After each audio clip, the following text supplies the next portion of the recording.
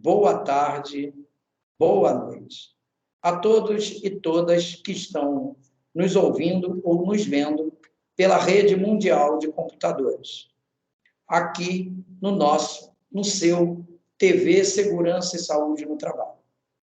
Dando sequência à nossa linha de ação, pela qual sempre primamos em trazer para vocês assuntos de interesse geral e com o propósito de proporcionar a quem nos vê e quem nos ouve o conhecimento dos mais variados. E hoje abordaremos um tema que, particularmente, nós entendemos como um dos temas mais importantes que a gente tem a debater, tá? Que é a prevenção às arritmias cardíacas e à morte súbita. E, para tanto, iremos entrevistar o doutor Carlos Eduardo Batista de Lima, médico cardiologista, coordenador da campanha do Coração na Batida Certa, da Sociedade Brasileira de Arritmia Cardíaca, SOBRAC. Ele é bacharel em medicina pela Universidade de Pernambuco, com residência médica em cardiologia clínica, doutor em arritmia e estimulação cardíaca artificial pelo INCOR de São Paulo, gerente de ensino e pesquisa do Hospital Universitário da Universidade do Piauí, professor associado de cardiologia da Universidade Federal do Piauí, líder do grupo de pesquisa em cardiologia da mesma universidade, sendo membro especialista do Departamento de Estimulação Cardíaca Artificial da SOBRAC. É especialista em arritmia cardíaca, a arritmia cardíaca da SOBRAC. É especialista em cardiologia clínica pela Sociedade Brasileira de Cardiologia, editor-chefe da revista Jornal da Ciência e Saúde, diretor de comunicação da Sociedade Brasileira de Cardiologia Regional Norte e Nordeste, é fundador e supervisor do Programa de Residência Médica de Cardiologia do Hospital Universitário da Universidade Federal do Piauí, doutor em ciência pela USP, na área de cardiologia do Instituto do Coração, chefe da unidade de cardiologia clínica do Hospital Getúlio Vargas do Piauí, além de ser coordenador nacional da campanha de prevenção à morte súbita e arritmia cardíaca da diretoria da SOBRAC. Boa tarde, doutor. Tudo bom? Olha, tudo bem, Marcos. Um prazer estar aqui com vocês para a gente conversar sobre esse tema de arritmia cardíaca, que é muito importante, principalmente nesse seu canal que é muito, que tem uma abrangência imensa, e certamente a gente vai conseguir passar essa mensagem para um grande número de pessoas. Iniciando o nosso trabalho, dia 12 agora, né, domingo, é o Dia Nacional de Prevenção à Arritmia Cardíaca e à Morte Súbita. E é uma curiosidade nossa, né? Por que esse dia foi escolhido como Dia Nacional de Prevenção às Arritmias Cardíacas, doutor? Olha, desde 2007, a Sociedade Brasileira de Arritmias Cardíacas vem desenvolvendo essa campanha educativa. A campanha ela é chamada de Coração na Batida Certa. Essa campanha envolve todos os membros da nossa sociedade, em todos os estados, né? Então, cada embaixador, representante da sociedade no seu estado, desenvolve essa campanha do Coração na Batida Certa, que tem um foco de orientar a população para reconhecer eventos de mal súbito, identificar corretamente a parada cardíaca e saber fazer as primeiras abordagens. Então, com esse mesmo intuito, em 2010, de acordo com o calendário da Sociedade de Arritmias, essa data, 12 de novembro, foi selecionada para que seja uma data comemorativa, né, que faça alusão ao Dia Nacional de Prevenção das Arritmias e Morte Súbita. Então, dessa forma, o mês de novembro fica como sendo um mês especial para a Sociedade Brasileira de Arritmias Cardíacas, onde nós já começamos, desde o início do mês, a fazer diversas ações, remetendo a esse dia, que é a data comemorativa específica do dia 12 de novembro. Então, o dia 12 de novembro existe uma movimentação nacional. Dessa forma, a gente consegue organizar mais as ações para que a gente tenha um impacto e receba uma atenção maior da população para esse problema que é tão importante. Perfeito. E aí, como né, em off, nós estamos conversando, a nossa ideia é sempre empoderar pessoas, né? Empoderar pessoas para que estimule elas, primeiro, a reconhecer, primeiro, poder promover as ações que devem ser feitas em relação a essa questão das arritmias cardíacas e da morte súbita.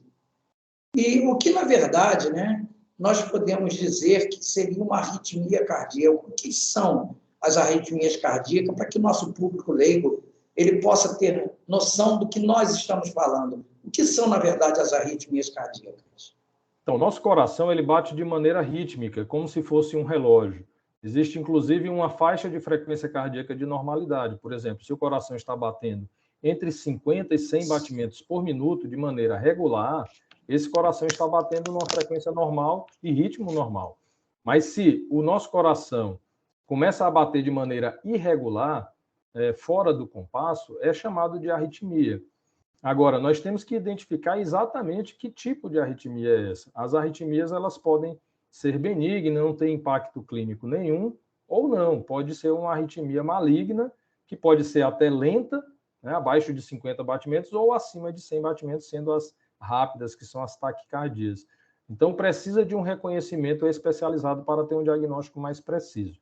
Mas, em suma, a arritmia é todo batimento irregular do nosso coração.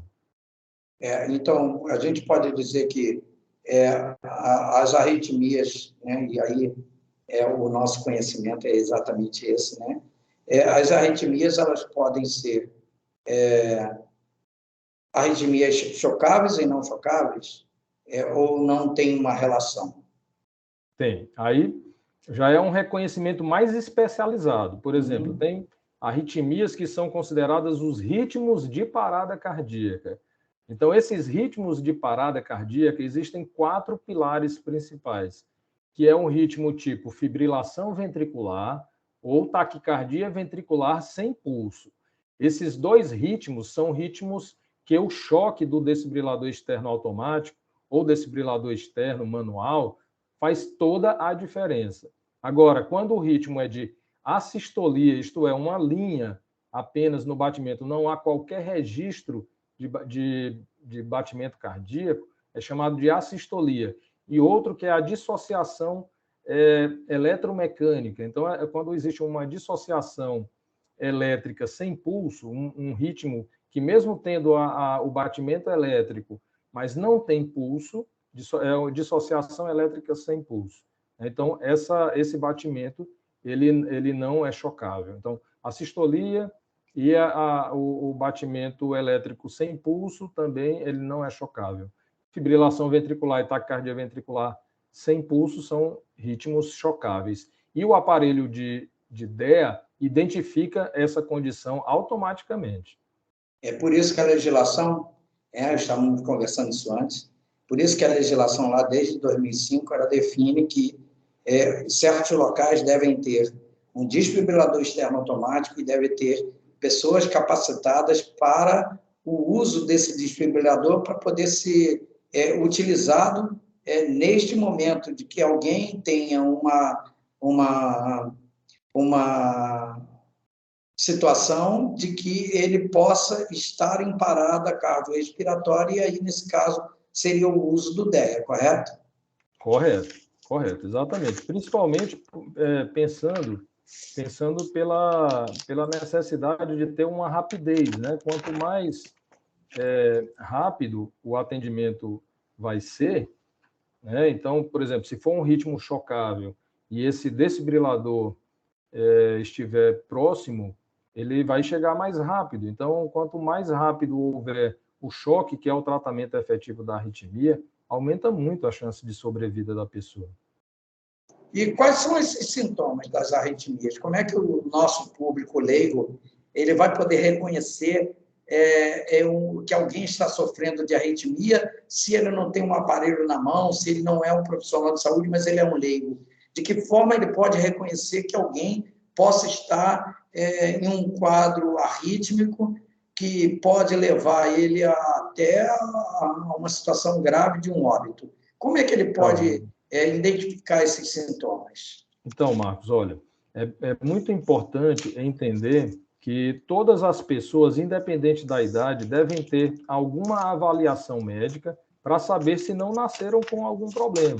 Porque existem problemas no músculo do coração ou na parte elétrica do coração que acontecem desde o nascimento. E as arritmias cardíacas, elas podem ser completamente assintomáticas. Então, a pessoa pode estar em risco sem ter qualquer sintoma, em risco de ter simplesmente uma arritmia súbita e o primeiro sintoma já ser um desmaio e uma parada cardíaca consequentemente. Então, isso é uma informação importante para o reconhecimento. Então, a necessidade de ter uma avaliação médica prévia. Fora isso, sintomas de aceleração do coração, tipo palpitações, desconforto no coração, sensação de irregularidade do batimento e desmaio. Desmaio ou tonturas muito fortes que podem sinalizar um pré-desmaio. Esses são os principais sintomas que as arritmias que têm algum tipo de problema potencial devem apresentar nas pessoas. E como é que pode ser feito esse diagnóstico?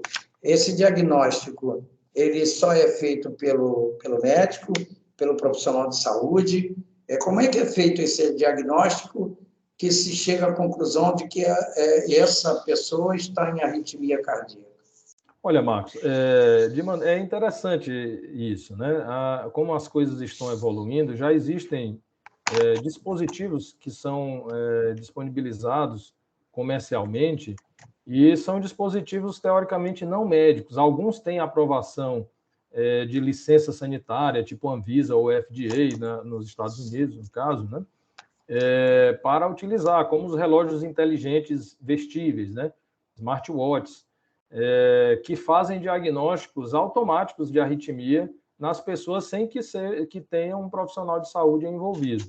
É óbvio que, a partir do momento que aquele dispositivo sinaliza uma possível arritmia, o ideal é que a pessoa contacte um profissional de saúde para que ele faça o reconhecimento. E de maneira, vamos dizer assim, técnica, correta, de reconhecimento e diagnóstico, deve ser feito por um profissional médico de saúde, em especial profissional da especialidade de arritmias cardíacas, que são os arritmologistas, membros da Sociedade Brasileira de Arritmias Cardíacas.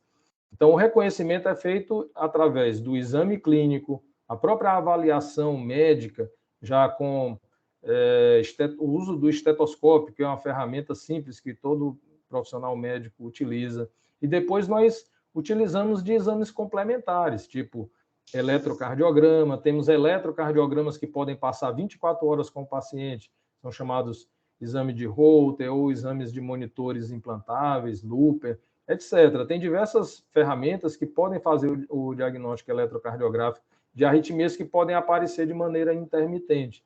E também é importante, em conceito para arritmias, saber se o coração é normal ou não. Então, exames como o ecocardiograma, que é um exame ultrassonográfico, é um exame de ultrassom do coração, mostra a estrutura do coração. Então, isso pode permitir dizer se, mesmo diante de uma arritmia, saber dizer se está num quadro grave ou menos grave, porque arritmias de alguns tipos que aparecem quando o indivíduo tem um coração normal, elas são benignas, mas às vezes a mesma arritmia que acontece quando o coração é doente, ela pode sinalizar uma situação de maior risco. Certo. E para o nosso público leigo, né? Como é que ele poderia? Ele está num determinado lugar, numa praia, num parque, na rua, no ônibus, na estação de trem. Ele está em um determinado lugar e alguém tem aí um quadro, né? Que possa caracterizar como uma arritmia cardíaca, embora ele não saiba definir. Né? Essa pessoa sofre aí uma síncope, né? Ela desmaia. Como é que o nosso público leigo ele pode entender que aquele quadro é um quadro de uma arritmia, que aquela pessoa precisa de um atendimento rápido? Como é que ele pode identificar? Tem algum meio que ele possa algum sinal, algum sintoma que ele possa identificar? Então, tem sim. O primeiro passo é tentar chamar a pessoa que está ali tendo aquele mal súbito. Por exemplo, se a pessoa estiver em parada cardíaca, a pessoa não vai demonstrar nenhum movimento respiratório e também não vai responder àquele chamado, né? Então, a pessoa primeiro vai chamar. Seu fulano, tente acordar, fala de algum jeito, balança a pessoa de alguma forma que ela esteja sendo estimulada para que ela reaja de alguma maneira. Então, se ela não percebe nenhuma reação da pessoa, observa que o movimento respiratório não aparece, são sinais que um leigo pode identificar que a pessoa pode estar tendo uma parada cardíaca. Se ela já tiver algum tipo de treinamento ou orientação, mesmo sendo leigo, a gente recomenda isso para o profissional de saúde, para tentar checar o pulso, geralmente aqui no pescoço. Aqui nessa região do pomo de Adão, nós colocamos 2 centímetros aqui para o lado e já sentimos o pulso da carótida. Não é muito difícil, mas às vezes para uma pessoa que é leiga, pode ter dificuldade de sentir a palpação do pulso. Mas é uma estratégia, a pessoa, mesmo não sendo médico ou não sendo da saúde, pode tentar treinar e identificar o pulso aqui na região da carótida, que é uma forma de identificar se está tendo algum batimento cardíaco. Então, dessa forma, a pessoa está diante de uma pessoa que não responde, o ideal é que ela já chame a ajuda para que possa ser acionado o serviço de urgência, um SAMU, ou algum tipo de serviço especializado de saúde nas proximidades. E, enquanto isso, ele vai fazendo as massagens, que são as compressões torácicas adequadas. É isso que a gente tem que ensinar as pessoas. Saber reconhecer a parada cardíaca, saber que tem que chamar ajuda, porque não adianta fazer nada sozinho, e fazer as manobras de compressões torácicas corretamente. Correto. E agora, partindo dessa premissa, né, que um quadro de arritmia cardíaca ele pode levar à morte súbita, né? A bem da verdade, né, e a título de esclarecer o nosso público, o que nós podemos falar de morte súbita? O que seria morte súbita? Então, morte súbita tem 2 conceitos. Aquela morte que acontece até 1 hora do primeiro sintoma ou até 24 horas. Como existe esse conceito da Organização Mundial de Saúde de até 24 horas, então nós também adotamos esse conceito de morte súbita para aquela morte que acontece até 24 horas do primeiro sintoma de mal-estar da pessoa. Então, às vezes, muitos pensam que morte súbita é morte em 1 segundo, 2 segundos, imediato. Mas não, por conceito, o indivíduo que tem um mal-estar, um sintoma muito forte, intenso de desconforto, e num período de até 24 horas ele vem a falecer, ele ainda entra dentro das estatísticas do conceito diagnóstico de morte súbita. E quem está sujeito a essa morte, essas arritmias cardíacas e a morte súbita? Vamos por assim, que tipo de cidadão, que tipo de pessoa está sujeita a essa arritmia e a morte súbita? Ou é indiferente? Não tem assim, uma característica dessas pessoas que possam sofrer arritmia e morte súbita? Existem, sim, características epidemiológicas, né? Então, existem arritmias graves que podem acontecer em crianças e jovens, e existem arritmias graves que vão acontecer na fase adulta ou na fase mais idoso, né? Então, assim, não tem uma faixa etária específica para ter morte súbita. O que acontece é que o diagnóstico é diferente com a idade. Então, a morte súbita que acontece, por exemplo, numa criança, geralmente é uma doença genética determinada, uma doença que altera a parte elétrica do coração, uma doença genética que deixa o músculo do coração hipertrofiado muito cedo, o músculo do coração fica grosso, que são as cardiopatias hipertróficas. Inclusive, por exemplo, em locais onde isso é muito frequente, nos Estados Unidos, em indivíduos jovens, principalmente atletas, seja de nível amador ou profissional, a causa mais frequente nos jovens de morte súbita é por essa cardiopatia hipertrófica, que é uma cardiopatia de origem genética. Agora, na população, de uma maneira geral, com a idade mais avançada, acima de 40 anos de idade, a causa mais frequente de morte súbita é por doença coronariana, que é o que leva ao infarto, à obstrução das artérias do coração. Então, aí muda a causa e aí muda também a faixa etária dos indivíduos. Mas morte súbita, de uma maneira geral, ela pode acontecer em qualquer faixa etária. Aí a morte súbita ela pode ser evitada? Tem como esse quadro ser evitado, a morte súbita? Claro. Então, é por isso que é importante ter as avaliações médicas, né? Então, primeiro, se o indivíduo faz uma avaliação médica regular, com um profissional correto, né? Então, ele certamente, se ele tiver algum problema, vamos supor, um indivíduo jovem que tem um problema genético de alto risco de morte, ele pode, sim, receber o implante de um desfibrilador, por exemplo. É um aparelho que eu tenho aqui, ó, é um aparelho que pode ser implantado no tórax do indivíduo, é um aparelho de desfibrilador automático. Nós falamos do desfibrilador externo automático. Esse aparelho aqui, que é um CDI, ele é implantado no tórax do indivíduo e ele identifica automaticamente a arritmia cardíaca. Então, o médico identificou uma característica de risco precocemente e consegue implantar um aparelho que pode reconhecer a arritmia e salvar o indivíduo da morte súbita. Outras doenças, como cardiopatias estruturais, indivíduos que tiveram infarto que ficaram com sequela muito grave no coração, indivíduos que têm cardiopatias congênitas que têm alterações muito graves no coração, indivíduos que têm a própria cardiopatia hipertrófica também podem ser identificados com essa característica de risco. Existem outros diagnósticos, síndrome do QT longo congênito, displasia arritmogênica de ventrículo direito, ou a chamada atualmente de cardiopatia arritmogênica.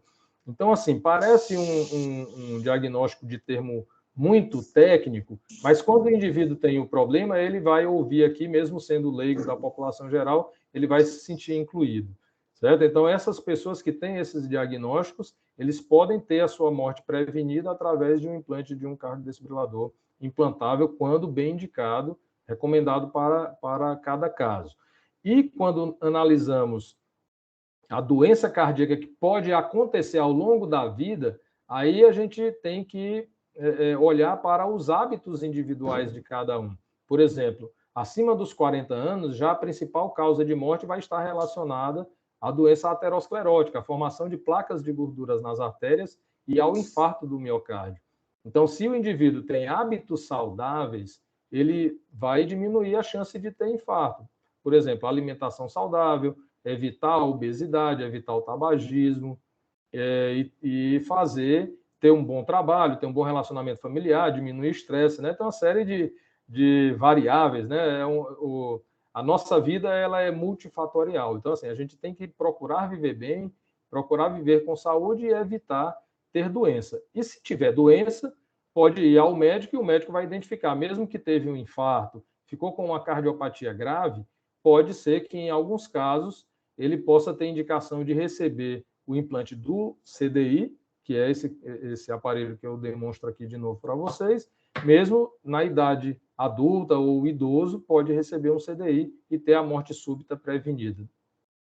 E pode ser considerado, a arritmia cardíaca, são consideradas malignas? Então, existem medidas para se considerar uma arritmia com maior complexidade ou maior gravidade. Por exemplo, se a arritmia é muito frequente e o indivíduo tem cardiopatia, tem doença no coração, esse fato da arritmia ser frequente e ele já ter uma doença no coração configura um risco. Ou então, se ele faz arritmias que são chamadas sustentadas, tipo taquicardias ventriculares, que perduram mais de 30 segundos, ou então quando essa arritmia causa um desmaio, essa característica já é um aviso grande de que essa pessoa pode ter uma morte súbita por arritmia cardíaca. Então, essa característica em especial é uma característica que é muito utilizada para se indicar um desfibrilador automático, que é a taquicardia rápida, que o paciente tem desmaio, taquicardia ventricular com síncope, ou aquele que conseguiu ser recuperado de uma parada cardíaca, por exemplo. Ele teve uma fibrilação ventricular, foi um ritmo chocável, alguém colocou um DEA precocemente e ele conseguiu sair daquela parada cardíaca. Esse indivíduo que é recuperado de uma parada cardíaca, na maioria das vezes ele tem indicação também de receber um desfibrilador implantável. Tá, então, é para ficar patente, né?